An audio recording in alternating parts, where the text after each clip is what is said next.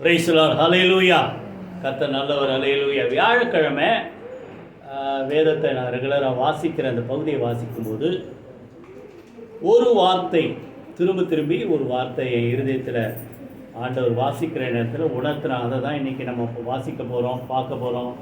முதல்ல ஒரு வசனம் எரேமியா எடுத்துங்க. எரேமியா 3ஆம் அதிகாரம். அதை தான் சங்கீதத்திலே நம்ம பார்த்தோம். எரேமியா 3ஆம் அதிகாரம் எடுத்துங்க. 877வது பக்கம். பழைய ஏற்பாடில் 877வது பக்கம், 876, 77. அதில் 3ஆம் அதிகாரம் 7ஆம் வசனம் வாசிங்க. யாராவது 3ஆம் அதிகாரம். செய்த பின்பு அவன் இப்படியெல்லாம் செய்த பின்பு நீ என்னிடத்தில் திரும்பி வா என்று நான் சொன்னேன். அவளோ திரும்பவில்லை. இதை அவளுடைய சகோதரியாகிய யூதா என்கிற துரோகி கண்டார். நல்லா கவனிங்க. இங்க ஆண்டவர் தம்முடைய ஜனங்களை பார்த்து சொல்றாரு, நீ என்னிடத்தில் திரும்பி வா. சொல்லுங்க வாயை திறந்து, நீ என்னிடத்தில் திரும்பி. ஆண்டவர் சொல்ற, நீ என்கிட்ட திரும்பி வா. ஆனா அவங்க என்ன சொன்னாங்கன்னா, திரும்பவில்லை. புரிஞ்சுதா? திரும்பி வான்றாரு, அவங்க என்ன செய்யல, திரும்பல. இப்போ இன்னும் 2 வசனம் வாசிங்க. அடுத்தது 12ஆம் வசனத்துல நல்லா கவனிங்க.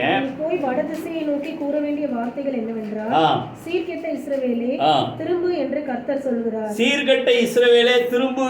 அடுத்தது, நான் என் கோபத்தை இறங்க பண்ணுவதில்லை, நான் கிருபையுள்ளவர் என்று கர்த்தர் சொல்லுகிறார்.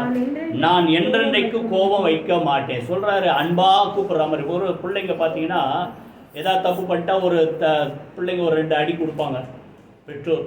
அது போய் என்ன செய்யும், உட்காந்துக்க எங்கேயாவது. வாமா வாமா வாமான்னா வராது. அவங்க என்ன செய்வாங்க, அன்பாக கூப்பிடுவாங்க. அதை போல் நீ தூரமாக போயிட்ட, ஆண்டவர் சொல்கிறாரு, நான் உன்னை மன்னிக்க போகிறேன், நான் உன் மேலே இரக்கமாக இருக்கிறேன், கிருபை உள்ளவராக இருக்கிறேன், நான் கோபம் வைக்க மாட்டேன், நீ என்ன செய், திரும்பி வா அப்படின்ட்டு. அடுத்தது இன்னொரு ஒரு வசனம் வாசிங்க. 21ஆம் வசனம். 21ஆம் வசனம். இஸ்ரவேல் புத்திரர் தங்கள் வழியை மாறுபாடாக்கி தங்கள் தேவனாகிய கர்த்தரை மறந்ததின் நிமித்தம். நல்லா கவனிங்க. போன வாரம் எல்லாம் வந்தாங்க, இன்னைக்கு கர்த்தரை என்ன செஞ்சாங்க, மறந்துட்டாங்க. அப்படி மறந்ததின் நிமித்தம் அழுது கொண்டு விண்ணப்பம் செய்யும் சத்தம் உயர்ந்த ஸ்தானங்களிலே கேட்கப்படும். புரியுதா? எல்லாம் வந்தா எங்களுக்கு சந்தோஷம், வரலன்னா எங்களுக்கும் துக்கம், ஆண்டவருக்கும் துக்கம். இவ்வளோ நன்மை பெற்ற மக்கள் வரலையே. புரியுதா? 22ல் சொல்றாரு, திரும்பி சீர்கெட்ட பிள்ளைகளே திரும்புங்கள், ஒரு சீர்கேடுகளை குணமாக்குவேன். ஆண்டவர் திருப்பி இந்த வார்த்தை இதை படிக்கும்போது ரொம்ப எனக்கு ஷாக்காக. திரும்பி வா. புரியுதா? உன்னத பாட்டில் கூட ஒரு வார்த்தை, சூலமத்தியே நீ, நான் உன்னை பார்க்கும்படி திரும்பி வா. அப்போ ஆண்டவர் நம்மளை பார்க்க விரும்புகிறார். நீ வான்றார், ஆனால் வரமாட்டேன்றான். சரியா? இன்னும் சொல்லப்போனால் இது ரொம்ப ஷாக்கான ஒரு வார்த்தை. முதல் வசனம் வாசிங்க பார்க்கலாம். ஒரு புருஷன் தன் மனைவியை தள்ளிவிட அவள் அவனிடத்திலிருந்து புறப்பட்டு போய் அந்நிய புருஷனுக்கு மனைவியானால் அவன் அவனிடத்தில் இனி திரும்ப போவானோ? புரியுதா? நல்லா கவனிங்க. அதாவது பழைய ஏற்பாடு காலத்தில் தள்ளுதல் சீட்டு அப்படின்ட்டு ஒன்று வச்சுருந்தாங்க. தள்ளி விடலாம் அப்படின்ட்டு இடம் கொடுத்தார். இன்னும் சொல்ல போனால் ஆண்டவர் புதிய ஏற்பாடில் சொல்லும்போது, புரியுதா, அதை மோசே என்ன செய்தார், இடம் கொடுத்தார். விவாகரத்து இப்போ இந்த இருக்கிற காலத்தில் மாதிரி. அப்படி போனவங்க வேற ஒரு புருஷனை போய் கல்யாணம் பண்ணுறாங்க, ஒரு பெண்ணோ ஆணோ. இப்போ கல்யாணம் பண்ணிட்டு திரும்பி அந்த புருஷன் இந்த அம்மாவை தள்ளிடுச்சுனா அந்த அம்மா என்ன செய்யக்கூடாதான், முதல் புருஷன்கிட்ட திரும்பி வரக்கூடாதான். அப்படின்னா அர்த்தம், இவங்கிட்ட வாழ்ந்தவ அடுத்த குடும்பத்தில் போய் சேர்ந்துட்டேன், அவன் வேணானவன திருப்பி இங்கே வரக்கூடாது. அது ரொம்ப கேடான ஒரு விஷயன்ட்டு அங்கே நிறைய இடத்துல ஆண்டவர் சொல்கிறாரு. புரியுது? இப்போ இங்கே என்ன சொல்கிறாரு, நீ அப்படி போன, என்னை விட்டு வேற தூரமாக போயிட்ட, உலகத்து பின்னால், பாவத்து பின்னால், மாயை பின்னால், அக்கிரமத்தின் பின்னால் நீ என்னை விட்டு என்ன செய்யிட்ட, தூரமாக போயிட்ட. ஆனாலும் நீ என்ன செய், நீ என்னிடத்தில் திரும்பி வா. புரியுதா? பிரமாணத்தின்படி அப்படி என்ன செய்யக்கூடாது. ஒரு புருஷன் தன்னுடைய மனைவி வெளியே போயிட்டு திரும்பி வந்தா சேர்த்துக்கூடாது. ஆனா நான் உன்னை சேர்த்துக்கிறேன்றார். சொல்றாரு அந்த கடைசி 2 வார்த்தை வாசிங்க. ஆகிலும் என்னிடத்துக்கு திரும்பி வா என்று கர்த்தர் சொல்லுகிறார். புரியுதா? தூரமா போயிட்ட, என்னை மறந்துட்ட, எனக்கு துரோகம் பண்ண, பிரியமில்லாம வாழ்ந்த, ஆனாலும் நான் இப்போ உன்னை புரியுதா மன்னிக்க சித்தமா இருக்கிறேன். நீ என்னிடத்தில் சொல்லுங்க, திரும்பி வா. நல்லா கவனிங்க. திரும்பி வந்தா நம்ம வாழ்வோம். ஏசாயால 1ஆம் அதிகாரத்தில் மனம் பொருந்தி செவி கொடுத்தால் தேசத்தின் நன்மையை புசிப்போம், மாட்டோம் என்று நிற்போம் ஆகில் என்னாத்மா போட்டிருக்கு தெரியுமா? 1ஆம் அதிகாரத்தில் பட்டயத்துக்கு இரையாகும். நல்லா கவனிங்க. அப்போ ஆண்டவர் அந்த அழைப்பு எப்பவுமே இருக்காது. ஆக்சுவலாக நம்ம வாழ்கிற காலம் எல்லாரும் சொல்கிற என்ன காலம் இது? கிருபையின் காலம். இந்த கிருபையின் காலத்தில் நம்ம ஆண்டவரை மறந்துட்டு தூரமாக போனால் பிற்காலத்தில் என்ன புரியுதா, நியாயம் தீர்க்கப்படுகிற காலம் வரும். அந்த காலத்தில் நம்ம போய் எங்கே நிற்கணும்? ஜட்ஜ்மெண்ட் சீட்டில் தான் நிற்கணும். இப்போ மெர்சி சீட்டில் ஆண்டவர் இருக்கிறார், கிருபையின் சிங்காசனத்தில் இருக்கிறார். இப்போ கூப்பிடும்போது நம்ம வரணும். எத்தனை பேர் புரியுது? அதனால் ஆண்டவர் சொல்கிறார், நீ என்னிடத்தில் திரும்பி வா. இன்னைக்கு ஒரு 3 காரியம் தேவனிடத்துல நம்ம திரும்பி வரணும். எதுக்கு 3 காரியம்? இங்க குட்டி பிள்ளைங்க கவனிங்க. 3 காரியம் நல்லா கவனிங்க. எதுக்கு? முதல்ல வாசிங்க லூக்கா 15ஆம் அதிகாரம் 24. ரொம்ப சுருக்கமா பார்த்து முடிச்சிருவோம். லூக்கா 15:24 வாசிங்க. அழைக்கப்பட்டிருந்த அந்த மனுஷரில் ஒருவனாகிலும் 15:24 என் குமாரனாகி இவன் மரித்தான், திரும்பவும் உயிர்த்தான், காணாமல் போனான், திரும்பவும் காணப்பட்டான் என்றான். அப்படியே அவர்கள் சந்தோஷப்பட தொடங்கினார்கள். இப்போ நல்லா கவனிக்க, இது எல்லாருக்கும் தெரியும். தகப்பன் சந்தோஷமா ஊரை கூட்டி அந்த ஊழியக்காரங்க அந்த அவனுடைய அந்த பண்ணையில் இருக்கிற அத்தனை பேரை கூட்டி விருந்து பண்றார். காணாமல் போனான் என் பிள்ளை, அவன் திரும்பி வந்துட்டான், மரித்தான், உயிரோடு வந்திருக்கிறான். ஆனால நம்ம சந்தோஷமா விருந்து கொண்டாடுவோன்ட்டு, புரியுதா? அங்க விருந்து கொண்டாடப்பட்டு இதை எதுக்கு அடையாளம்னா, ஆண்டவர் 7ஆம் வசனத்துல சொல்றாரு, மனம் திரும்புகிற ஒரே பாவி நிமித்தம் பரலோகத்துல தேவ தூதருக்கு முன்பாக மிகுந்த சந்தோஷம் உண்டாயிருக்கிறது. கைகளை வைத்து கர்த்தரை ஸ்தோத்திரம் பண்ணுங்க. அப்ப நல்லா கவனிங்க. தேவனை விட்டு தூரமா போன மக்கள், அங்க தகப்பனை விட்டு தூரமா போன இளைய குமாரன், அவன் தகப்பன் விட்டு திரும்பி வந்தா அவ்வளோ சந்தோஷம். அதே போல தேவனை விட்டு தூரமா போனவர்கள் திரும்பி ஆண்டவர்கிட்ட வரும்போது அவங்க வாழ்க்கையில சந்தோஷம், பரலோகத்தில் அவர்கள் நிமித்தம் பெரிய ஒரு சந்தோஷம் உண்டாகி இருக்கும். கைகளை வைத்து கர்த்தரை ஸ்தோத்திரம் பண்ணுவோம். இந்த 15ஆம் அதிகாரம் நீங்க ஷார்ட்டா சொல்லணும்னா 3 விஷயம், 3 காணாம போச்சு. என்னன்னது? ஒரு 100ல் ஒரு ஆடு காணாம போச்சு, அடுத்தது 10ல் ஒரு வெள்ளிக்காசு காணாம போச்சு, அடுத்தது 2 பிள்ளையில ஒரு பிள்ளை காணாம போச்சு.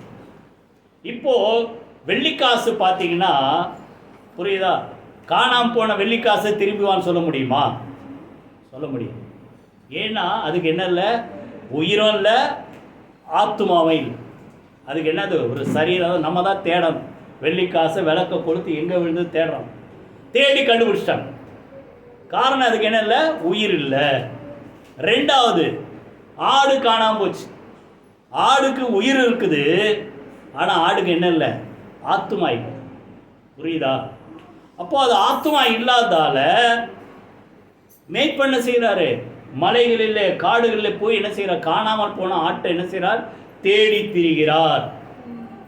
கண்டுபிடிச்சோன்னு தோல் மேலே போட்டுக்கிட்டு வந்து சந்தோஷமா வந்து என்னோடு கூட என்ன செய்யுங்க, சந்தோஷப்படுங்க சொல்லி ஒரு சந்தோஷப்பட்டார். இப்போ 2வது. 3வது 2 பிள்ளைகள ஒரு பிள்ளை காணாம போயிட்டு. இப்போ இந்த பிள்ளைக்கு என்ன இருக்குது, சரீரம் இருக்குது, ஆவி அதான் உயிர் இருக்குது, 3வது என்ன இருக்குது, ஆத்மா ஒன்று இருக்குது. அப்போ அது என்ன பண்ணணும், அந்த ஆத்மா திரும்பி அதை தேடி வரணும். புரியுதா? இன்னைக்கு பாவத்திலே மரித்த ஆத்துமாக்களை ஆண்டவர் தேடி போய் ரட்சிக்கிறார். புரியுதா? தேவனுக்கு சொந்தமான மக்கள் அவரை விட்டு தூரமாக போயிட்டா அவங்க திரும்பி என்ன செய்யணும், தேடி வரணும். இதுதான் அந்த முக்கியமான 3 பாயிண்ட். இப்போ நல்லா கவனிங்க. இவன் என்ன பண்ணா, தகப்பனோடு சந்தோஷமாக தான் இருக்கிறான். ஆனால் இவனுக்கு உலகத்து மேலே ஒரு கண் இருந்துக்கிட்டே இருக்கு. இன்னைக்கு கூட பாருங்கள், தேவ ஜனங்களாக தான் இருப்பான், ஆனால் அவன் பார்வை கொஞ்சம் வேற மாதிரி இருக்கு, உலகத்து மேலே கண். அப்போது இவனுக்குள்ள ஒரு எண்ணம் வருது, தகப்பன் வீட்டில் இருக்கிற வரைக்கும் இதெல்லாம் நம்ம என்ன செய்ய முடியாது, சந்தோஷமாக அனுபவிக்க முடியாது. தகப்பன் வீட்டு தூரம் போயினா, ஆனால் அதுக்கு காசு வேணும். சுருக்கமாக நான் சொல்கிறேன். என்ன பண்ணுறான், தகப்பன்ட்டு வந்து எனக்கு அந்த ஆஸ்தியில் வர பங்கை பிரித்து கொடுத்துருங்க. உடனே தகப்பன் என்ன பண்ணுறாரு, பிரித்து கொடுக்குறாரு. பொதுவாகவே யூதருடைய பழக்கம் என்னென்னா, மூத்த குமாரனுக்கு 2 பங்கு. அப்படின்னா என்ன அர்த்தம், அதாவது மூத்த குமாரனுக்கு 2 பங்குன்னா ஒரு பங்கு தகப்பனுக்கு, அதில் இன்னொரு பங்கு மூத்த குமாரன். ஒருவேளை அதுக்கப்புறம் எத்தனை பிள்ளைங்க இருக்கலாம் அத்தனை பிள்ளைங்களுக்கு அதை மீதி ஷேர் பண்ணுவான். புரியுதா? அப்போது தகப்பனுடைய பங்கு யாருக்கு கடைசியில் போய் சேரும்னா மூத்த குமாரன் போய் சேரும். அதான் அந்த 2 பங்கு. நல்லா புரிஞ்சுங்க. இப்போது 3 பங்காக பிரித்தாச்சு. 2 பங்கு தகப்பன்கிட்ட இருக்குது, ஒரு பங்கு மூத்த குமாரனுக்கும் தகப்பனுக்கு ஒரு பங்கு இப்போ கையில் இருக்குது. 3ல் ஒரு பங்கை பிரிச்சுக்கிட்டு யார் போயிட்டார், இளைய குமாரன் போயிட்டார். என்ன பண்ணார், தகப்பன் வீட்டை விட்டு போன பிறகு துணிகரமாக பாவத்தில் வாழ்ந்து எல்லாத்தையும் ஆஸ்தியெல்லாம் இழந்து கடைசியில் வேலை கிடைக்கல, வருமானம் இல்லை, பன்றி மேய்க்கிற வேலைக்கு போய் சாப்பாடு இல்லை, பன்றி சாப்பிட்ற தவிடாது கிடைக்குமான்னு பார்க்குறான், ஒன்றுமே கிடைக்கல. புரியுதா? எல்லாம் இழந்த பிறகு அவனுக்கு அப்போ தான் அவனுக்குள்ள ஒரு ஆத்மா இருக்குது பாருங்கள், அந்த ஆத்மா அப்போ தான் உணர்வடையுது. வாசிங்க இப்போது 17ஆம் வசனம் வாசிங்க. அவனுக்கு புத்தி தெளிந்த போது, நல்லா கவனிங்க, இந்த புத்தி என்ன செய்யணும், நல்லா இருக்கும்போது தெரிஞ்சிருந்தா நல்லா இருந்திருக்கும். ஆனால் இது வந்து போய் இஷ்டம் போல வாழ்த்து எல்லாம் இழந்த பிறகு தான் சொல்லுவாங்க, கெட்ட பிறகு தான் அவனுக்கு தெரியும். புரியுதா? புத்தி தெளிந்த பிறகு அப்போ தான் யோசிக்கிறான், எங்கள் அப்பா வீட்டில் கூலிக்காரன் முதல் கொண்டு எல்லாருக்கும் பூர்த்தியான சாப்பாடு, நல்ல ட்ரெஸ் எல்லாம் இருக்குது, நான் அவருடைய சொந்த பிள்ளை, நான் ஏன் இப்படி இந்த வறுமையில், தரித்திரத்தில், இல்லை பட்டினியில், பஞ்சத்தில் நான் ஏன் கஷ்டப்படணும்? இப்போ நான் என்ன பண்ணுவேன், என் தகப்பன் இடத்துக்கு திரும்பி போவேன். தீர்மானம். இந்த ஆத்மா என்ன பண்ணுது சொல்லுங்கள், உள்ளேருந்து யோசிக்குது, நம்ம ஏன் இப்படி கஷ்டப்படணும், நம்ம ஆண்டவர் திருப்பி ஆண்டவர்னா வரும், தகப்பனை விட்டு திரும்பி வந்ததால் தான் இப்படி கஷ்டப்படுறோம், திரும்பி தகப்பட்ட போவோம். அதே போல் ஒவ்வொரு மனிதனும் தேவனை விட்டு எவ்வளோ தூரம் போனாலும் அவ்வளோ தூரம் திரும்பி வரணும். புரியுதா? திரும்பி வருவேன் என்று சொல்லி எழுந்து, 20ஆம் வசனம் வாசிங்க, எழுந்து புறப்பட்டு தன் தகப்பனிடத்தில் வந்தான். அவன் தூரத்தில் வரும்போதே அவனுடைய தகப்பன் அவனை கண்டு மனதுருகி ஓடி அவன் கழுத்தை கட்டி கொண்டு அவனை முத்தம் செய்தான். புரியுது? இதெல்லாம் அடிக்கடி நம்ம சர்ச்சில் பேசியிருக்கிறதால ரொம்ப ஷார்ட்டாக சொல்கிறேன்.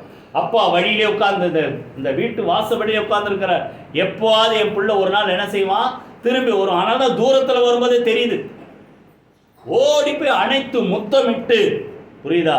இப்போ பிள்ளை பேசுகிறான். ஏன்னா அவன் யோசனை என்னது, அப்பா எனக்கு வர பங்கை நான் பிரிச்சுட்டேன், இப்போ என்கிட்ட சொத்து படி பார்த்தா எனக்கு பங்கு இல்லை, கூலிக்காரன் வேலைக்காரனாக சேர்த்துங்க அப்படின்னு சொல்கிறான் பாருங்க. குமாரன் தகப்பனை நோக்கி, தகப்பனே, பரத்துக்கு விரோதமாக உமக்குன்பாக பாவம் செய்து இனிமேல் உம்முடைய குமாரன் என்று சொல்லப்படுவது நான் பாத்திரம் என்று சொன்னான்.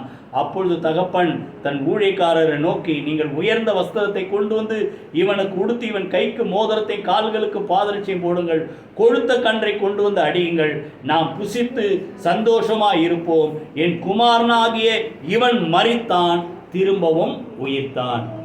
உள்ள கேட்கறது என்ன, வேலைக்கார ஒருத்தராக சேர்த்துங்க. ஆனால் தகப்பன் 100 வேலைக்காரங்க 100ல் 1 நீயும் போ சேரு அப்படி இல்லை சொல்கிறாரு.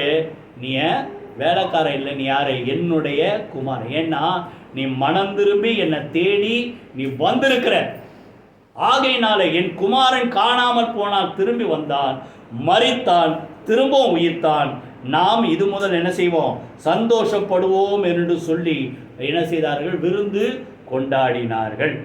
இப்போ என்ன ஆச்சு, நல்லா கவனிங்க. 25ஆம் வசனத்தில் மூத்த பிள்ளை இப்போ தான் வரார்.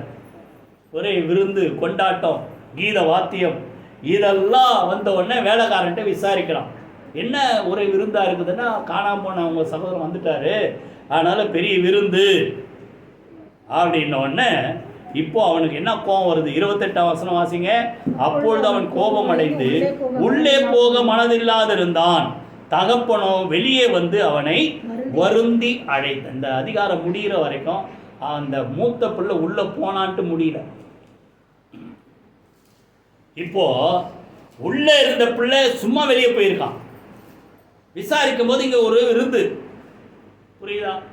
என்ன உடனே இதை போல இளையகுமாரன் வந்தவொடனே அவனை சேர்த்துக்கிட்டாருன்னு அவனுக்கு கோபம். அது எப்படி ஆஸ்தியெல்லாம் அழிச்சு அவன் வந்தா சேர்த்துக்கலாமா?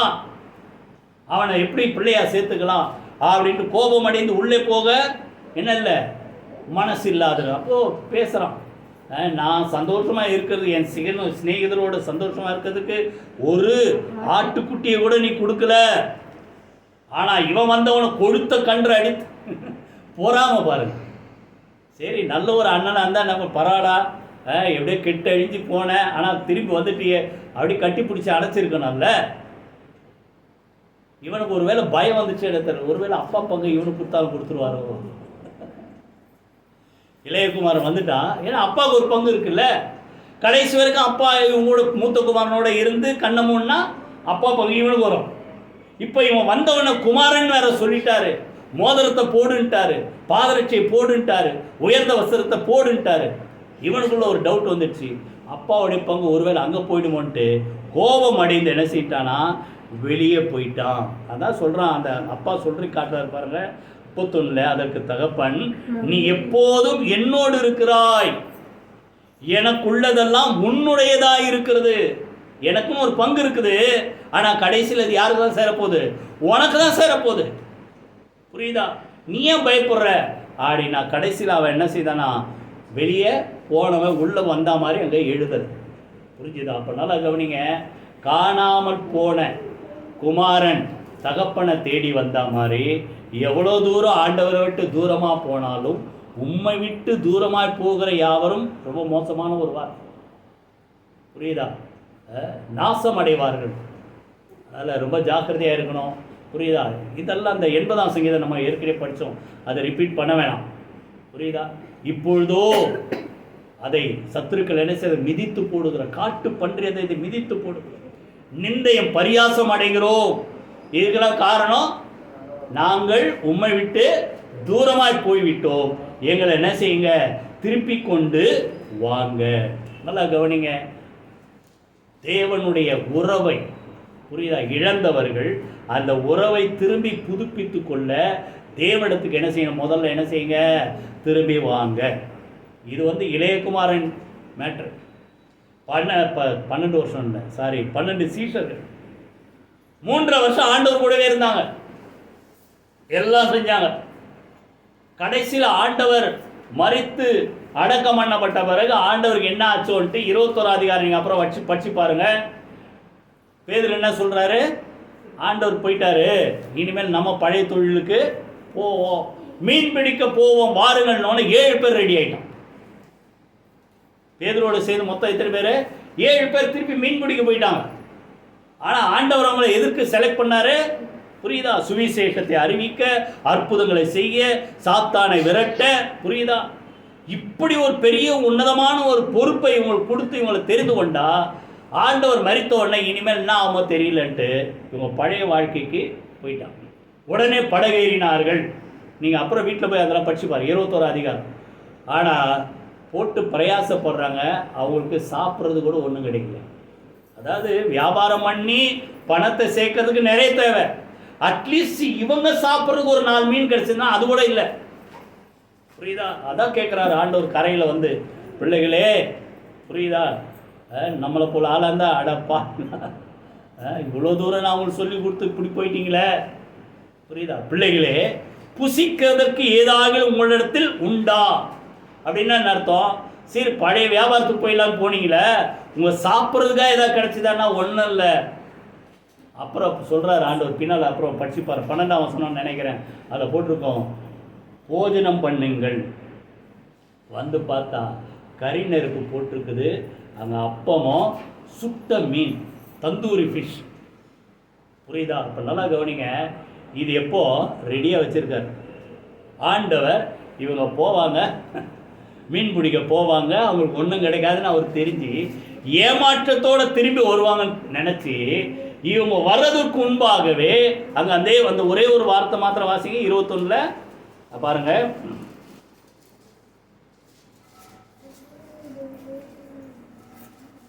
9ஆம் வசனம் வாசி. அவர்கள் கரையிலே வந்து இறங்கின போது கரி நெருப்பு போட்டிருக்கிறதையும் அதன் மேல் மீன் வைத்திருக்கிறதையும் அப்பத்தையும் கண்டார்கள். ஏமாற்றத்தோட பசியோட இவங்க ரிட்டர்ன் ஆவாங்க. அவங்களுக்கு பசி எடுக்கும், அவங்களுக்கு சாப்பாடு கொடுக்கணுன்ட்டு, புரியுதா? அவரை விட்டு தூரம் போனோன்னு நினைப்பு விலகி போனவங்களுக்கு ஆண்டவர் என்ன பண்ணாராம்? மீனையும் அப்பத்தையும் ரெடியாக வச்சிருந்து போஜனம் பண்ணுங்கள் அப்படின்ட்டு அவங்களுக்கு சோறை கொடுத்துட்டு அதற்கு பிறகு அவங்க செய்ய வேண்டிய ஊழியத்தை குறித்து பேசுகிறார். புரியுதா? அப்போ நல்லா கவனிங்க. தேவனை விட்டு விலகி போனவர்கள் என்ன செய்யணும்? எவ்வளோ தூரம் போனாலும் அவ்வளோ தூரம் திரும்பி என்ன செய்யணும்? தேவனுக்கு திரும்பி வந்தால் திரும்பவும் கர்த்தர் நம்ம என்ன செய்வார்? கட்டுவார், எடுத்து உபயோகப்படுத்துவார். கைகளை வைத்து கர்த்தர் சூத்திரம் பண்ணுவோம். அப்படியே நிருபத்தை தான் எழுதுறார்.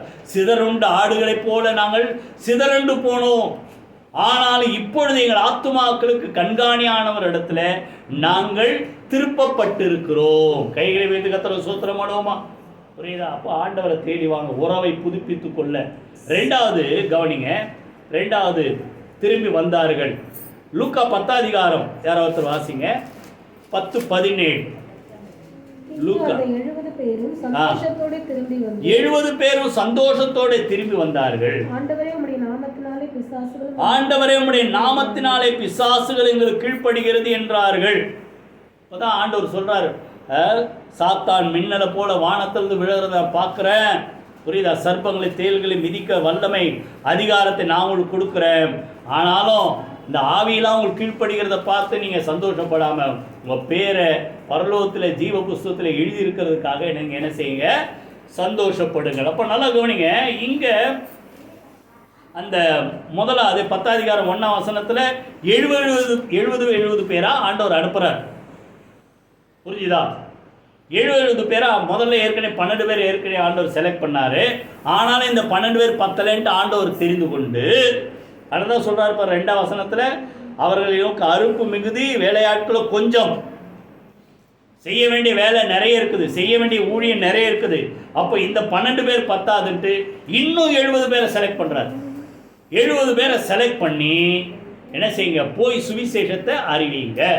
ஓநாய்களுக்குள்ளே ஆட்டு குட்டிகளை அனுப்புகிற மாதிரி அனுப்புகிறேன். சொல்லும் போது வான் பண்ணி தான் அனுப்புகிறார். இதை பார்த்து ஆனால் இவங்க பயந்து போல, ஆனால் தைரியமாக போகிறேன். ஆண்டவர் சொன்ன வார்த்தையை நம்பி போகிறாங்க. அப்போ நல்லா கவனிங்க. அன்னைக்கு 12 பேர் பத்தலைன்ட்டு 70 பேர். புரிஞ்சுதா? இப்போ 70 பேர் பத்தலைன்ட்டு இப்போ நம்மளை ஆண்டவர் தெரிந்து கொண்டார். எத்தனை பேர் நான் சொல்கிற புரியுது? நீங்கள் என்ன செய்யணும்? ஆண்டவர் அழைக்கும் போது அந்த அழைப்பை ஏற்றுக்கொண்டு போய் நல்ல ஆண்டவருக்காக ஊழியம் செஞ்சு திருப்பி வந்து சந்தோஷமாக சொல்லணும், ஆண்டவரே உங்கள் நாமத்தில் நாங்கள் இதெல்லாம் செஞ்சோம். புரியுதா? சந்தோஷமாக நீங்கள் சொல்கிற வார்த்தை கேட்பதற்கு ஆண்டவர் ஆவலாய் இருக்கிறார். கைகளை வைத்து கர்த்தர் சூத்திரமனும். அன்னைக்கு அந்த 70 பேர் இன்னைக்கு எத்தனை பேராக மாறி இருக்கிறான் பாருங்கள். இன்னைக்கு அதுக்கப்புறம் அவர் காத்திருந்தாங்க. 120 பேர் என்ன செய்தார்கள்? அந்த அறையிலே காத்திருந்தார்கள். எல்லார் மேலும் ஆவின் அபிஷேகம் ஊற்றப்பட்டது. ஆயிரக்கணக்கான மக்கள் ஒவ்வொரு கூட்டத்தில் சேர்க்கப்பட்டார்கள். இன்னைக்கு உலகம் முழுசும் சுவிசேஷம் பரம்பி பலன் தந்து கொண்டிருக்கிறதுனால கோடிக்கணக்கான விசுவாசிகளை தேவன் ஏற்படுத்தி வைத்திருக்கிறார். கை வைத்து கர்த்தர் ஸ்தோத்திரம் பண்ணுவோமா? அப்போ அந்த 70 பேர் அந்த திட்டத்தை நிறைவேற்றினபடியினால் இன்னைக்கு கோடிக்கணக்கான மக்கள் இருக்கிறாங்க. நீங்கள் ஆக்சுவலாக அந்த யாக்கோபோடு கூட சேர்ந்து, யோசேப்பு அந்த குடும்பம் சேர்ந்து எகிப்து போனவங்க எத்தனை பேர்? 70 பேர். இது ஒரு 70, அது ஒரு 70. அதை வச்சுங்க, ஞாபகம் வச்சு. அந்த 70 பேர் 4 தலைமுறையில் எத்தனை லட்சமாக மாறி இருக்கிறாங்க? புரியுதா? அன்னைக்கு இருந்த கணக்குப்படி 6,03,550 பேர். கிட்டத்தட்ட ஒரு 7 லட்சம் வச்சிங்களேன். அப்போ எத்தனை மடங்கு? 10,000 மடங்கு பெருகி இருக்கிறாங்க. புரியுதா? அப்போ நல்லா கவனிங்க. இன்னைக்கு உலகத்தில் ரட்சிக்கப்படாத மக்கள் அத்தனை கோடி இருக்கிறாங்க. அத்தனை கோடி மக்களும் சந்திக்கப்படணும்னா இந்த 70 பேர் சந்தோஷமாக போன மாதிரி நம்ம ஒவ்வொரு இந்த வசனத்தை கேட்குற சொல்லுங்க, ஒவ்வொருவரும் புறப்பட்டு உங்களுக்கு யாரெல்லாம் தெரியும், உங்கள் குடும்பத்தில் உங்கள் சொந்தக்காரங்க, நண்பர்கள், கூட வேலை செய்கிறவங்க, புரியுதா? அவங்களுக்கு நீங்கள் ஆண்டவரை பற்றி சொல்லுங்கள். தேவனுடைய வருகைக்கு முன்பாக அறுப்பு மிகுதி, வேலையாட்கள் கொஞ்சம் ஆண்டவர் சொன்னபடினால இந்த வேலையை செய்ய நீங்கள் ஆயத்தமாகும். ஏசாயா தீர்க்கதரிசியில பார்க்கும்போது அங்க ஒரு தரிசனத்தை பார்க்குறார்.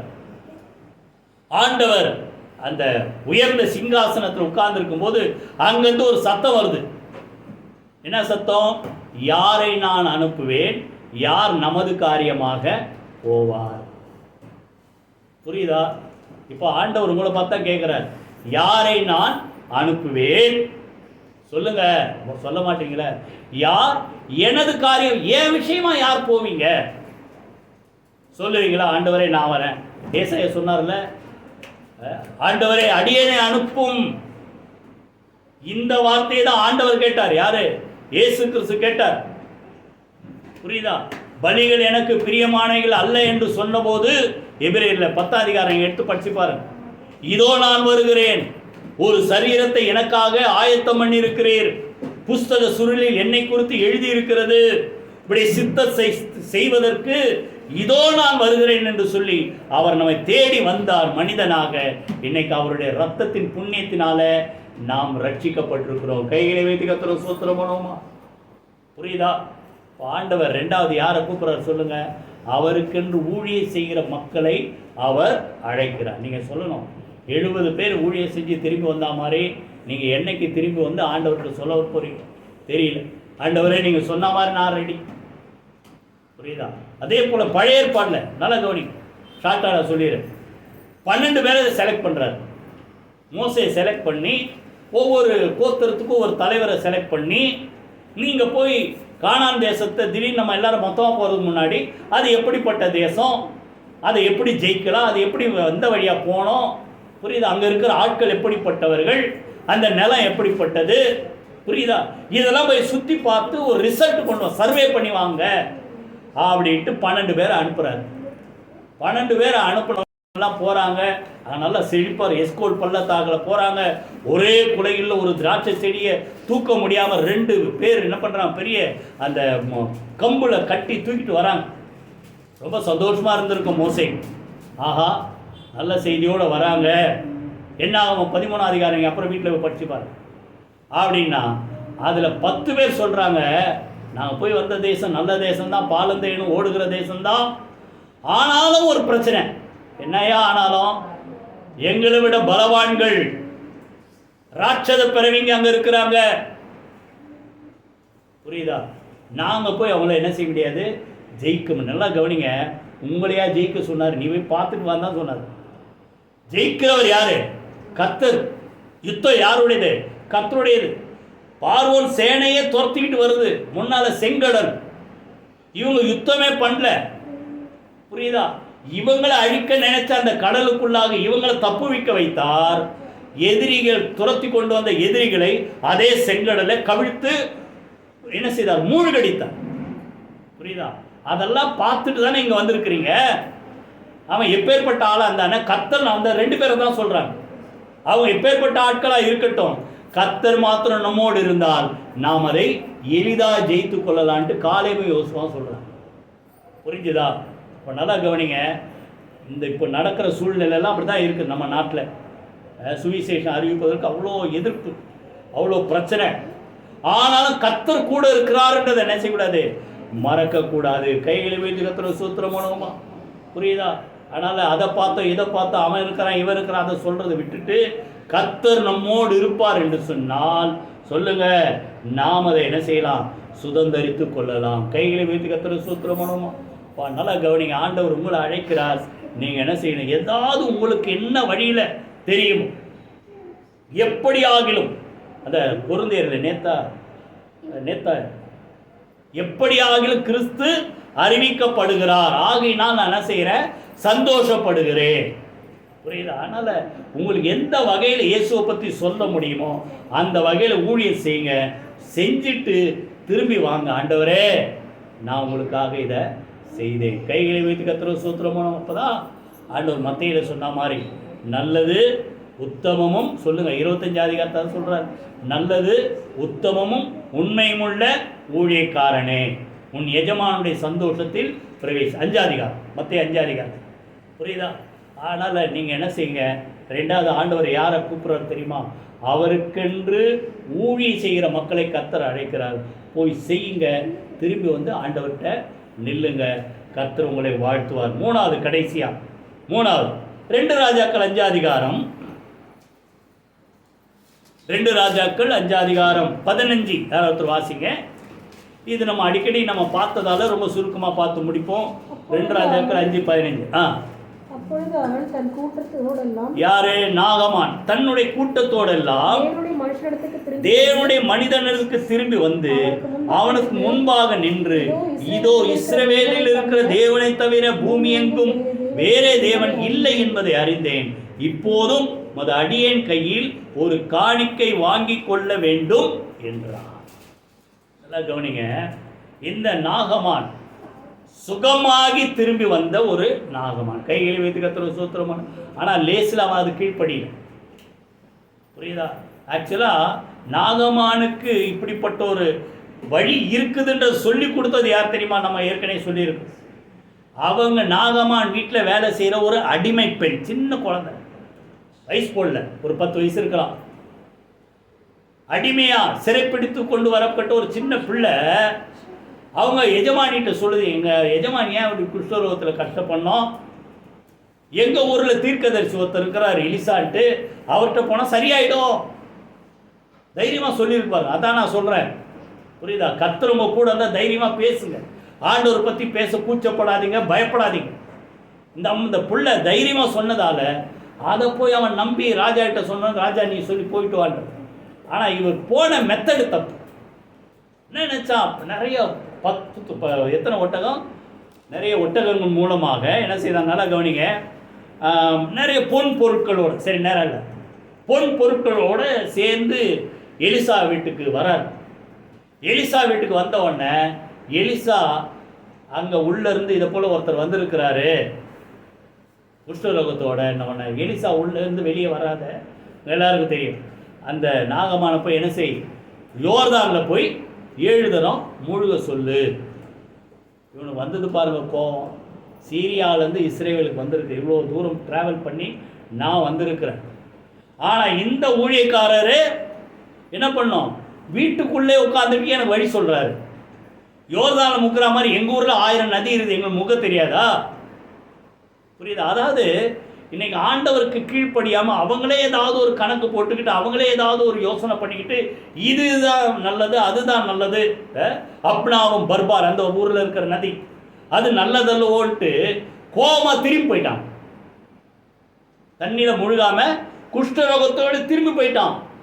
ஆனாலும் ஆண்டவர் மேலே இறக்க வச்சதால அந்த வேலைக்காரங்க சொல்கிறான், ஐயா பெரிய விஷயத்தை சொன்னால் செய்வீங்களே. இன்றைக்கும் உலகத்தில் தான் நடக்குது. பெரிய பெரிய இதை செய்யினா செய்யறடி. ஆனால் ஒன்றும் இல்லை, ஏசு உனக்கா சிலுவையில் ரத்தம் சிந்தி என்ன செய்தார், உன்னை மீட்டு விட்டார், உன் பாவத்தை மன்னிச்சிட்டாரு, அவர் ரத்தத்தின் புண்ணியத்தால் உன் பாவம் கழுவப்பட்டது, இயேசுவேன்னு சொல்லி கூப்பிட்டா போதும்னா அதை தான் கூப்பிட்றதுக்கு வழி. புரியுதா? வேற ஏதாவது பெருசாக செய்ய சொன்னால் செய்ய ரெடியாக இருக்கிறாங்க, சிம்பிளாக சொன்னால் அவங்களை நம்ப முடியும். புரியுதா? அதை தான் அவன் கணக்கு. எலிசா வரணும், அந்த குஷ்டரோகம் இருக்கிற இடத்துல கையை வைக்கணும், ஜோம் பண்ணணும், அப்படி செஞ்சால் தானே நல்லா ஆகும். சும்மா போய் யோர்தானில் முழுகினா எப்படி சரியாயிடும்ட்டு கோவத்தோடு திரும்பி போகும்போது அந்த வேலைக்காரங்க தான் அதை ரிப்பீட் பண்ணி சொல்கிறாங்க, ஐயா பெரிய விஷயம் சொன்னால் செஞ்சிருப்ப, சின்ன விஷயம் தானே, முழுகுன்னு சொன்னார், முழுகிதான் பாரு. அதுக்கப்புறம் அவன் இறங்கி அப்படின்னு அர்த்தம், அவன் பிடிவாதத்துலேருந்து இறங்குறான். புரியுதா? இறங்கி யோர்தானில் மூழ்கி 7 தடவை மூழ்கி எந்திரிச்சா, சிறு பிள்ளையின் மாம்சத்தை போல வல்லா குஷ்டரோகம் நீங்கிடுச்சு. புரியுதா? இப்போ தான் அவன் சொல்கிறான், திரும்பி வந்து என்ன வார்த்தை சொல்கிறான் பாருங்க, வாசிங்க. அது ஆண்டவர் கர்த்தரை தவிர இந்த உலகத்தில் வேற தெய்வம் இல்லை என்பதை நான் அறிந்து கொண்டேன் சொல்லி உமது அடியேன் கையில் ஒரு காணிக்கை வாங்கி கொள்ளும். புரியுதா? அப்படின்ட்டு இறங்கி வந்து பின்னால் அவன் எந்த அளவுக்கு மாறினான்றதுக்கு பாருங்க, சொல்கிறான் பாருங்க. அடுத்தது ஒரே ஒரு வார்த்தை, 18 வாசிங்க. 18 மன்னிப்பாராக, என் ஆண்டவன் பணிந்து கொள்ள ரிம்மோன் கோவிலுக்கு, அதாவது ராஜா, இவன் வந்து சேனாதிபதி, அங்கே ராஜா பெனாதார். பணிந்து கொள்ள ரிம்மோன் கோவிலுக்குள் பிரவேசிக்கும் போது நான் அவருக்கு கைலாகு கொடுத்து ரிம்மோன் கோவில் பணிய வேண்டியதாகும். இப்படி ரிம்மோன் கோவில் நான் பணிய வேண்டிய இந்த காரியத்தை கர்த்தர் உமது அடியேனுக்கு மன்னிப்பாராக. எவ்வளோ யோசனை பண்ணுறான் பாருங்க. ஆண்டவருக்குள்ள இவர் தான் தெய்வன்றதை தெரிஞ்சு கொண்ட, இவர் தான் தெய்வம், இவரை தவிர வேற யாரும் நான் என்ன செய்ய மாட்டேன், வணங்க மாட்டேன். ஆனால் ஒரு விஷயத்தை ஆண்டவர் மன்னிக்கணும். என்னன்னா, அவர் ராஜா ரதத்திலேருந்து இறங்கும்போது நான் அப்படி குனிஞ்சு ராஜாவை கை கொடுத்து என்ன செய்யணும், தாங்கி கூட்டுட்டு போகணும். அப்போது புரியுதா, எனக்கு மனப்பூர்வமாக அதுக்கு முன்பாக பணிய மனசு இல்லை. நான் இப்படி ராஜாவுக்கு ஒரு சப்போர்ட் பண்ணி குனியறத அந்த அந்த அந்நிய தெய்வத்தை நான் பணிகிற மாதிரி தேவன் எடுத்துக்கொள்ளக்கூடாது. இதை எனக்கு என்ன செய்யணும் ஆண்டவர். எவ்வளோ யோசிக்கிறான் பாருங்க. எத்தனை பேர் புரியுது நான் சொல்கிற, புரியுதா? ஆண்டவர் தான் தெய்வம்னா இந்த அளவுக்கு அவனுக்கு ஒரு வைராக்கி. பின்னால் சொல்கிறான், ஒரு என்னது, ஒரு கழுதை சுமக்கக்கூடிய, கோவேறு கழுதை சுமக்கக்கூடிய பொதி மண் வேணும். ஏன்னா இங்கே இருக்கிற பலிபீடத்தை போல் அங்கே எங்கள் ஊரில் போய் இங்கேருந்து ஒரு மண் எடுத்து போய் பலிபீடத்தை நான் கட்ட போகிறேன் அப்படின்னு நான் அர்த்தம். இதுக்கு செய்கிற மாதிரி நான் அங்கே செய்ய போகிறேன். கையை வைத்து கத்துற சூத்திரமனோமா, புரியுதா? அப்போ நல்லா கவனிங்க. சுகமடைந்து திரும்பி வந்த ஒரு நாகமான். ஆனால் இது பிரச்சனை என்னன்னா, இந்த 5 அதிகாரம் முடியும் போது நான் யார், எலிசா கூடவே இருந்த ஒரு கேயாஸ்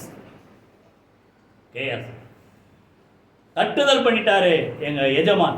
எவ்வளோ பொன் பொருள், கோடிக்கணக்கான பணம், அது வேல்யூ, வேணான்னு சொல்லிட்டார்.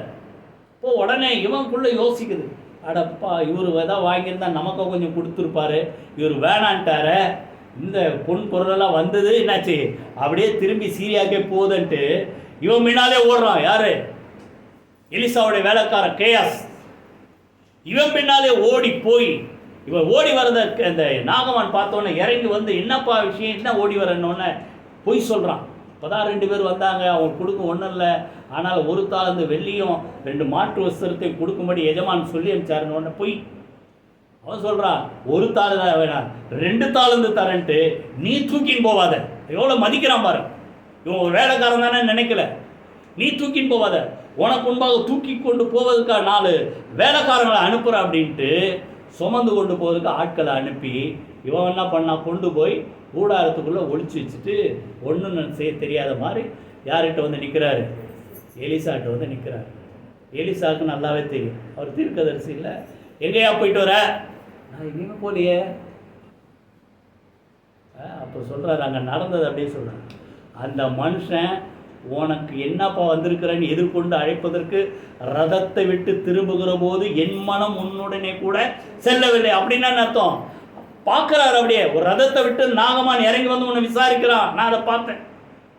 அந்த நேரத்தில் எனக்குள்ள இருக்கிற சிந்தனை உனக்கு இல்லையே, எனக்குள்ள இருக்கிற சிந்தனை உனக்கு இல்லை. ஏன்னா அவன் என்ன நினைச்சான், பொன் பொருள் நிறைய கொடுத்தா எலிசா என்ன பண்ணுவார், கையை வச்சு ஜோம் பண்ணி எல்லாம் பண்ணி சுகமாக்கிடுவார். அதனால தான் வேணான்னு சொல்லிட்டார்.